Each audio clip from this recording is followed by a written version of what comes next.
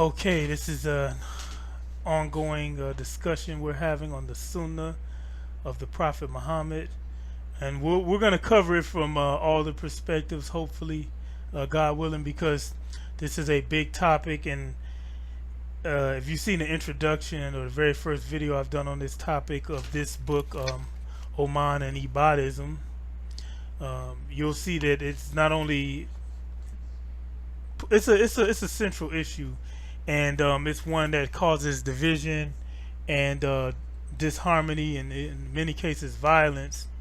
When, as the author suggests in this book, that it should actually foster unity and positive outcomes.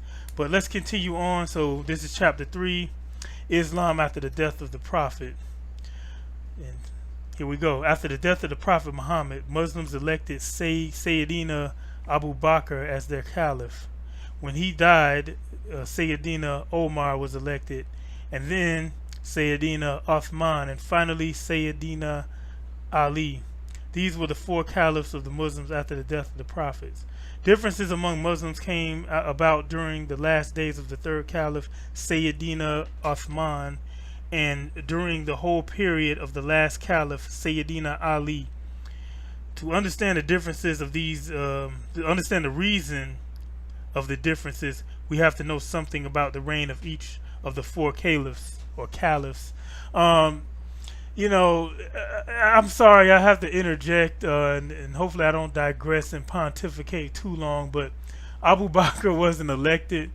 What ended up happening was that Abu Bakr and Umar actually barged in on a meeting that the Ansar were having. The Ansar were the individuals, the natives of Medina, formerly known as Yathrib, that actually helped the Prophet Muhammad and facilitated his advancement and the propagation of the religion when he was in exile from his hometown of Mecca.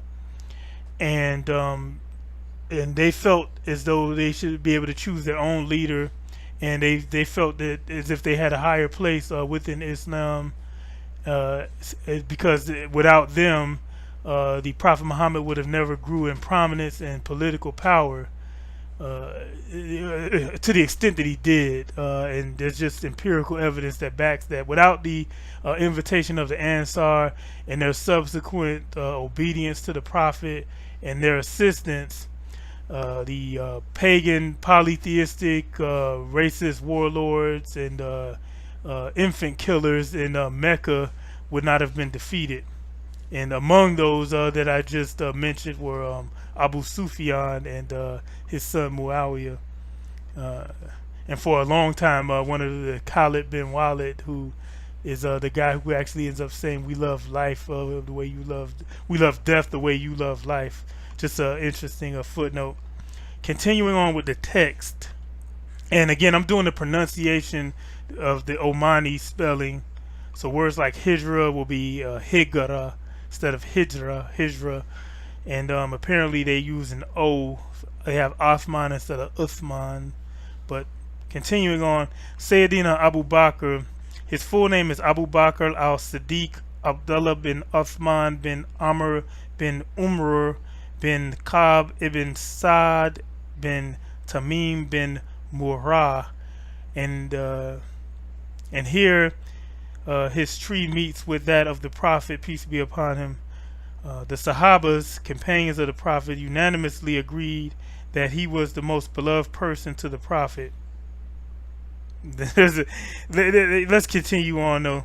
He accompanied the Prophet when he migrated from Mecca to Al-Medina. He was thus elected Caliph in the year 632. He enjoyed full confidence of the Prophet and was entrusted with responsibility of leading prayer during the last days of the Prophet's life. There is no need to go into detail about his leadership because in spite of the petty differences with his colleagues, Abu Bakr led the Muslims as an exemplary caliph until his death in the year 634 at the age of 63. And now the next section, it has the two in Sayyidina Omar. His full name is Omar bin al-Khattab bin Nafil bin Abdulaziz bin Karat bin Riba bin Abdullah bin Razat bin Adi bin Ka'b, and here he meets with the family of the Prophet Muhammad, peace be upon him.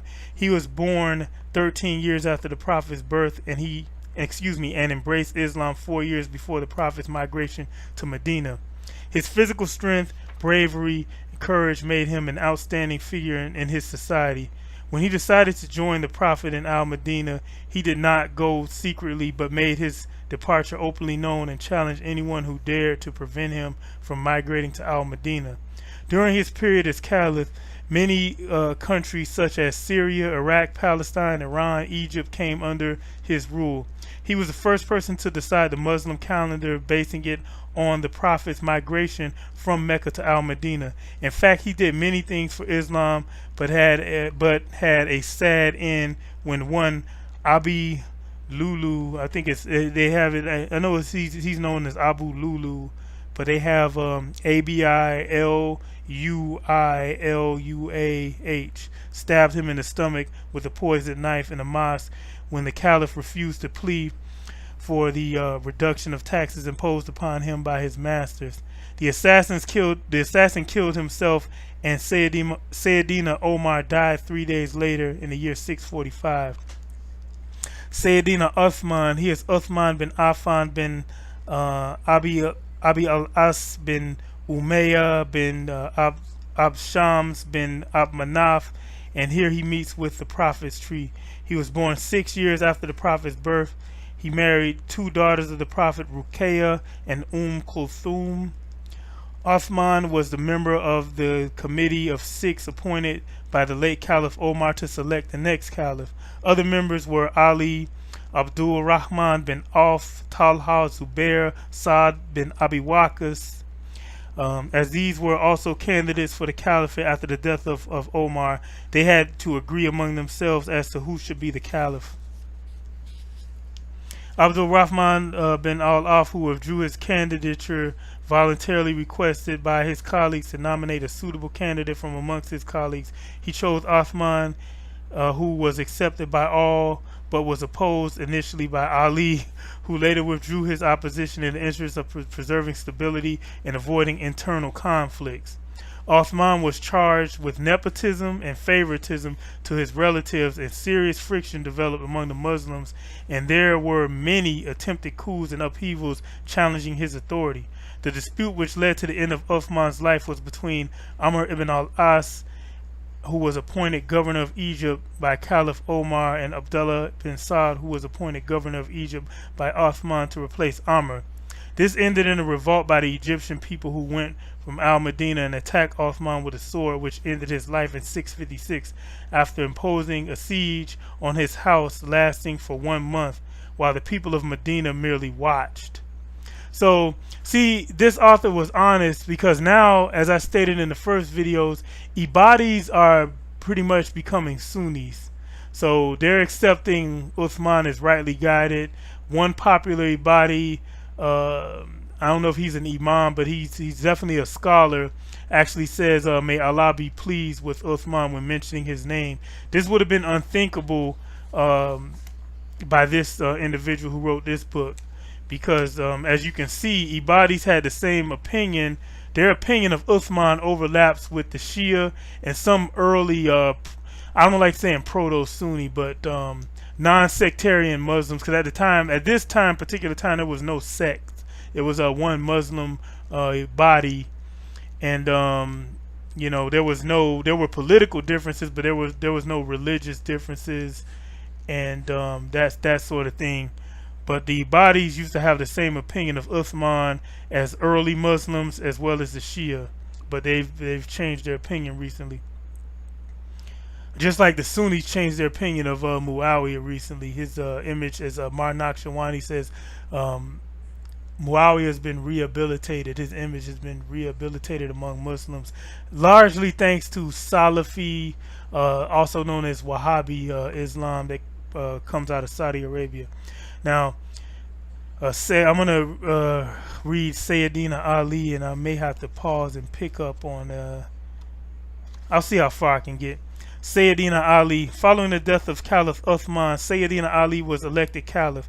He was the last Caliph whose reign ended in 661. There was unrest and instability in Al Medina after the death of Uthman, but normal life returned when Ali was elected. Being brought up by the Prophet as an adopted son, let me emphasize that, being brought up by the Prophet as an adoptive son. I mean, who's gonna know the Prophet's methods, his sayings, his utterances, more so than his son and the rest of his intimate household, who he would have spent most of his life with. But anyway, I digress. You could tell my leanings, and well, like I said, I like a lot about the Ibadis, but why I'm not an Ibadi, excuse me. Being brought up by the Prophet as an adopted son, Ali was very close to the Prophet. He also married the Prophet's daughter, Sayyidat. They said Sayyidat Fatima. When the Prophet took refuge in Al-Madinah, Ali was entrusted with the responsibility of looking after the Prophet's property in Mecca and of restoring the property entrusted to the Prophet by their owners. It was Ali's desire to punish the people who killed Uthman, but it was not possible for him to take immediate steps because the Muslim army was not in Al-Madinah at the time. The decisions to appoint new governors to replace those appointed by Uthman was challenged by Muawiyah, who was governor and king of Syria. Muawiyah charged Ali that he had failed to punish those who killed Uthman. Fierce fighting took place and thousands of people lost their lives, and Muawiyah was nearly defeated, but he resorted to a trick, demanding compromise. Ali sought the advice of his people, but many of them refused any compromise with Muawiyah on the grounds that Muawiyah and his supporters were Muslims. Let me make sure I read that again. On grounds that Muawiyah and his supporters were Muslims, and since Ali was the caliph of all Muslims, they had no right to wage war against him. Since they decided to fight him, they were mistaken, hence no reason for compromise. If Muawiyah's group wished to point out mistakes, they had the right to approach the caliph with their complaints, which would have been dealt with peacefully according to the teachings of the Quran, but not to wage war against the caliph. Hence there was no need for a compromise. That was the ruling of Ali's people. But on the other hand, another group from among the people favored the compromise, and through much persuasion Ali agreed to a compromise. This marked the beginning of the division between the supporters of the Caliph Ali. A big group consisting of many of the companions of the Prophet defected from Ali in a protest against the compromise. This resulted in the creation of three groups: Muawiyah's group, Ali's group, and the defectors' groups. The compromise, however, was not in Ali's favor, for he was removed from the caliphate and Muawiyah was placed in power. The results being that Ali refused the compromise, but it was too late, as a long period had already passed since the fighting was stopped. Ali could not convince the group which refused the compromise to come back to him, and at the same time Muawiyah's group had already gathered strength, and it was not possible to attack them. Ali was attacked when he was going to the mosque and died 3 days later in the year 661 at the age of 63. Let me stop here, and I'm glad I did because I'm approaching my time limit. That was a bit of whitewashing of history. What actually happened was Ali wanted to continue fighting. Ali did not want to compromise, but they mentioned three groups, and they were right. Those who didn't want to compromise did want to compromise at first. You had what was called the Khawarij, but they didn't want to mention that because the Ibadis are descendants of the Khawarij. They fell for Muawiyah's trick. Ali told them to continue to fight, but they refused. And then they actually some of them threatened Ali. They said, if you don't compromise and hear Muawiyah out, we'll turn and fight you. We'll actually defect from you and help Muawiyah fight you. So Ali was in a catch-22. He had the choice between two bad options. On the one hand, he could have continued to fight and risk his life and his son's life. He said he had no regard for his own life because he was going to fight for Islam and justice no matter what. But he didn't want the prophet, this is his words, he didn't want the prophet's progeny, his two sons, Hassan and Hussein, to be killed. And unfortunately, he kind of left out his other son, Muhammad, which is unfortunate. But yeah, he didn't want his the prophet's progeny to die, so he agreed to the compromise. Plus, he had men from his own army falling for the trick and threatening to attack him. So those are two bad options. He chose to negotiate. He wanted to send his cousin Ibn Abbas to be his arbitrator in the negotiation, but his